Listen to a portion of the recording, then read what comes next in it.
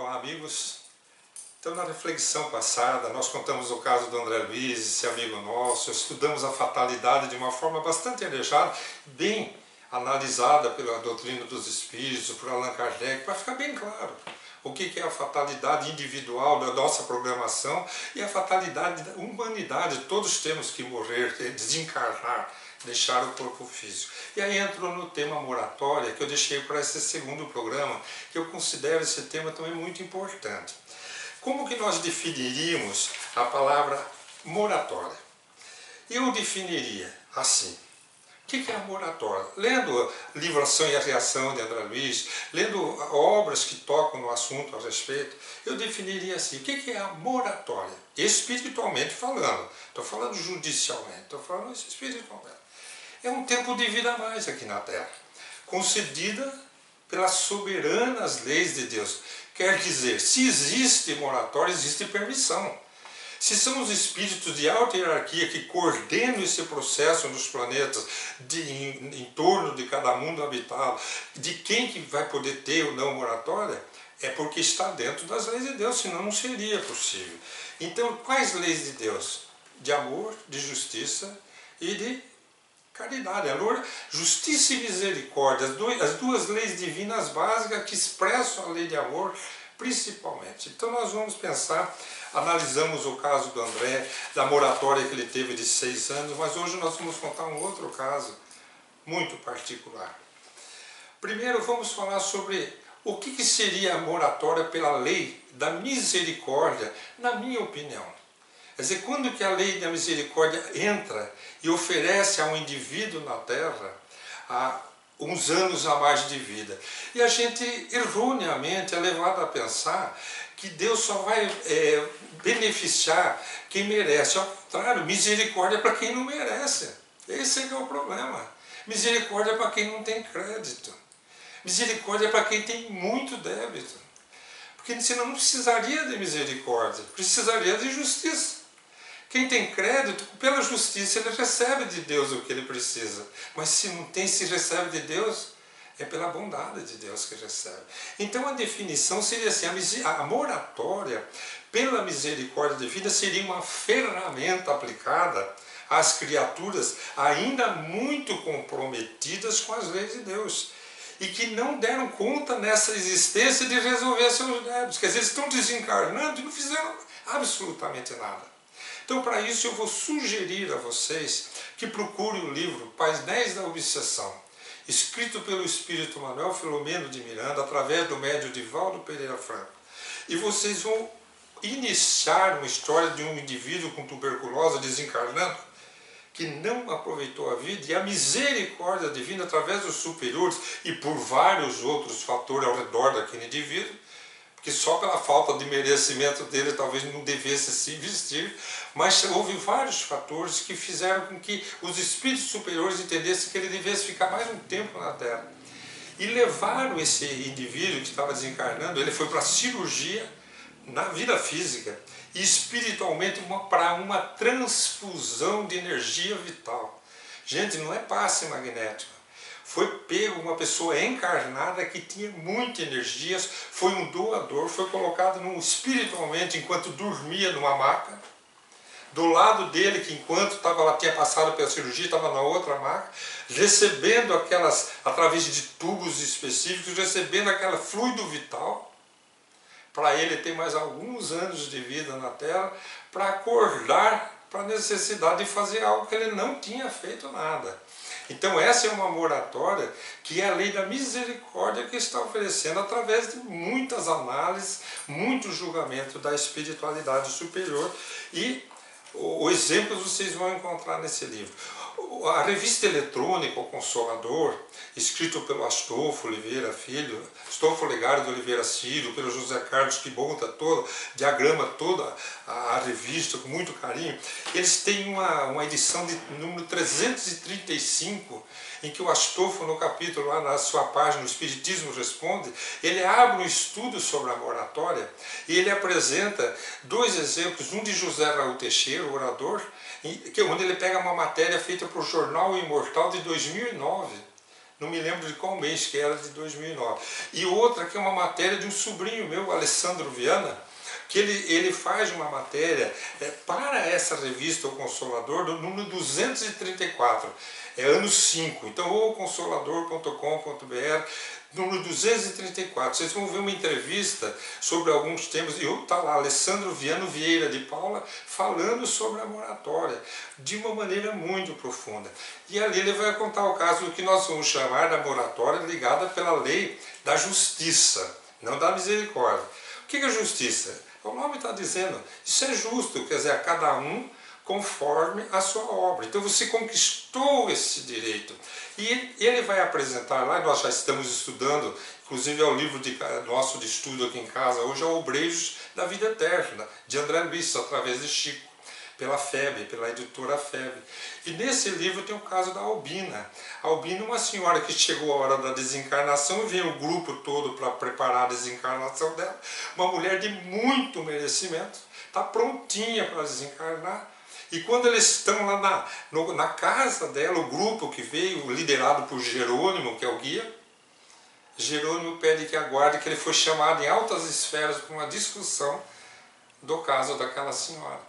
E ele vai e demora um dia, ele só volta no outro dia. Então ele pede para o André Luiz que fique ali com a equipe cuidando da família. No outro dia ele volta, recebemos ordem de mantê-la na terra. E aí ele vai contar os motivos, com tanto merecimento dela, ficar um pouco mais aqui na terra. Gente, vou ser sincero, na verdade é por missão, porque ela merecia mesmo, era um mundo espiritual melhor, sem os padecimentos do mundo físico. Mas ela está numa missão tão bem realizada, modificando tantas pessoas ao seu redor, mas a surpresa maior é que a intercessão de um espírito reencarnado como neto adotivo dela, Joãozinho, 5 anos de idade, um espírito de alta envergadura espiritual, pediu a espiritualidade para a avó não ir embora. E esse pedido foi aceito, e eles vieram, em vez de fazer a desencarnação, encheram ela de novas energias para ela permanecer mais um tempo na Terra. Não muito, porque o estado orgânico dela já era lastimável, já era de quem estava pronta para partir, mas o suficiente para concluir. Então nós podemos concluir as suas realizações. Uma pessoa que vem na Terra e dá conta das suas tarefas tem merecimento. Deixa ela concluir da maneira que ela gosta.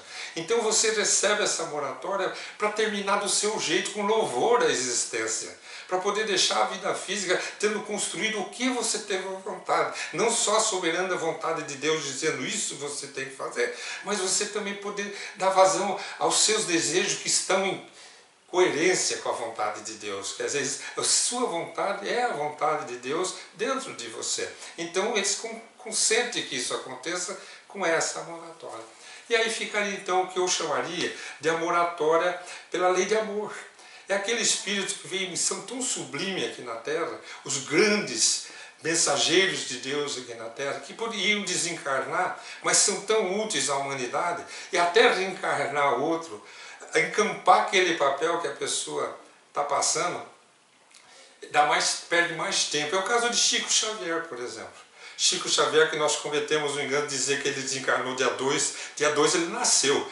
Ele nasceu dia 2 de abril, ele desencarnou no dia 30 de junho, então mês de junho nós homenageamos Chico sempre. E hoje a gente lembra que Chico, a partir dos 50 para os 60 anos, ele já está se preparando para voltar para a pátria espiritual. E um dia Emmanuel chega para ele, o seu guia espiritual, e diz assim: Chico, você acaba de ser desapropriado do seu corpo. Nós precisamos de você na Terra. Então você vai continuar sua tarefa, nós continuaremos ao seu lado, fazendo tudo o que for necessário. E Chico viveu até 30 de junho de 2002, quando foi a data da sua desencarnação. Mas nós estamos falando sobre moratória, gente. Eu gostaria de contar um caso pessoal que, para mim, transformou a minha vida. É antes e depois. No ano de 1998, em junho, eu já como espírita há alguns anos, já tendo assumido as tarefas das pequenas preleções nas casas espíritas das cidades da região, da redondeza, eu estava saindo para um trabalho de palestra. Foi quando surgiu o celular, aquele celular antigo, parecia um tijolo, assim, que te abria, veja. Graças a Deus eu tinha estava com um celular daquele. Eu estava passando, indo da minha casa para um centro espírita aqui de Londrina, senti um aperto no peito, parei no posto de gasolina, o aperto foi aumentando. 1998. Liguei para minha esposa do celular, ela avisou o pessoal que eu não tinha condição de vir para casa, deitei-me, em vez de ir para um pronto-socorro, médico, hein? Vim para casa, deitei-me, como espírita pedi ajuda ao Dr. Bezerra, tirei minha blusa, peguei uma toalha, umedeci, pus no peito e fechei os olhos e me pus em pressa e dormi. Acordei 1h da manhã, mais ou menos, aliviado, a sensação de que tinha sido auxiliado, mas procurei o cardiologista. No outro dia fui no cardiologista, me pediu o Holter, demorei um pouquinho, aliás, demorei umas 2 semanas. Fiz o Holter, fiz tudo e descobri que eu tinha tido um infarto na ponta do coração. Mas descobri, então já estava com 3 semanas depois, tanto que eles só me medicaram com... Naquela época o cateterismo não estava assim tão, acho que, comum, mas eles me medicaram com medicações via oral. E eu sei que a partir daquele momento eu segui minha vida, me dei conta como se eu estivesse estabilizado. Em outubro, final de outubro, Divaldo Pereira Franco veio à nossa região fazer uma conferência aqui em Cambé, no centro, no Harmonia Tênis Clube. E o senhor Hugo, dirigente da Casa Espírita, pediu que eu apresentasse o Divaldo, que eu dirigisse, perdão, o trabalho. Alguém apresentaria, outro faria a pressa. Mas nós fomos almoçar. E durante o almoço, a palestra seria à noite. O senhor Hugo fez uma mesa em L para 50 pessoas. Lá na cabeceira estava ele, o Divaldo, a comitiva que veio com o Divaldo. E eu aqui na ponta, conversando com o Astolfo. Estava eu, minha esposa, o Astolfo, a Célia, a Olanes, a esposa, a Ivone, e conversando e batendo papo, e de repente eu senti 2 mãos sobre meus ombros. Eu olhei, era o Divaldo, o médium, o orador espírita. Ele tinha terminado de almoçar, ele saiu, ele pôs a mão nos meus ombros e disse assim: vim te trazer um recado de Kaibar Schutel. Kaibar Schutel era um amigo do seu Hugo, né? Então ele que ajudava o seu Hugo em todos os trabalhos espíritas. Ele pediu para dizer que o senhor acaba de receber, ele me chamou o senhor não, perdão, que você acaba de receber uma moratória. Era para você ter desencarnado há poucos meses atrás. Você teve um infarto. O Divaldo não sabia de nada, nem seu Hugo. Ninguém sabia. Eu e minha esposa. Você teve um infarto alguns meses atrás e seria seguido de um AVC e da sua desencarnação. Mas agora você veja bem. Aí vem a moratória pela lei da misericórdia e tem pela lei da justiça e lei do amor. Então é lógico que o meu é pela lei da misericórdia. E ele falou assim: você ainda tem compromissos não resolvidos, muito sérios. Então é necessário que você persista mais um tempo na Terra, para que você dê conta desses compromissos. Poderia ser uma informação, como diz Allan Kardec, a verdade tem que ser universal. A mesma informação, para ser uma verdade incontestável, ela tem que ser vinda por outros médios e outros lugares, e isso aconteceu. No mês seguinte, houve um trabalho de cura mediúnica, em que uma médium recebia o médium que dizia ser Dr. Bezerra, e nós respeitávamos muito, e como eu não estava bem, eu fui. E quando eu estava sendo atendido por ele, ele olhou para mim e disse assim: nós estamos fazendo uma nova programação para a sua vida. Não tinha. Era para ter encerrado há poucos meses atrás. Então, era uma nova programação. Eu estava de moratória e acabou de ser confirmado ali. Você está sendo reprogramado então para uma nova continuidade na sua existência. Fique tranquilo, confie, nós estaremos sempre junto com você. Recebi o atendimento e foi embora. Faz 22 anos que eu estou nessa moratória. O que eu posso dizer dessa moratória? Lutas em todos os sentidos difíceis. Morais, espirituais, obsessões familiares terríveis, pessoais e físicas, doenças. 3 caminhos de provas de expiação que me faltavam. Eu ia deixar o mundo físico na hora da minha desencarnação sem ter dado conta de muitos compromissos. Então faz 22 anos que eu estou aqui. Há 3 anos eu estou sendo amparado por um benfeitor chamado linfoma. Esse linfoma que criou praticamente esse programa de reflexões onde nós estamos aqui. Então eu chamo de um abençoado companheiro de jornada. Ele tem me ajudado muito. Nunca vivi momentos tão abençoados na minha vida quanto nesses últimos 3 anos, minha esposa sabe disso. Nós aqui em casa nunca nos espiritualizamos tanto quanto nesses últimos 3 anos. Muitos problemas espirituais se resolveram nesse processo. Então eu sou uma pessoa profundamente grata, porque é como se eu tivesse desencarnado, reencarnado e tivesse que dado conta das provas que eu não tinha terminado, mas na mesma existência e com muito auxílio. E eu participando mais ativamente que eu não estava, porque senão talvez eu já tivesse me liberado de muitas coisas negativas que eu não tinha conseguido. E uma frase que marca muito essa jornada minha com o Espírito é uma frase de Emmanuel. E ontem à noite eu encontrei o livro que tem essa frase. Que temos nossas contas com a sombra, para que a luz nos favoreça. Essa madrugada, essa manhãzinha, 6 horas da manhã, eu entrei no Google e coloquei a frase inteirinha. Eu falei, será que eu acho? Abriu inteirinha a página, fonte viva, guardo da paciência. Então vou encerrar o nosso raciocínio, o nosso estudo sobre moratória, lendo a página do meu coração, que aqui tem a frase que me educa durante todos esses 22 anos de moratória, que me sustenta, que temos nossas contas com as sombras, para que a luz nos favoreça. Diz assim, guarda a paciência, provavelmente estarás retendo há muito tempo a esperança torturada. Desejarias que a resposta do mundo aos teus anseios surgisse imediata, agasalhando o teu coração.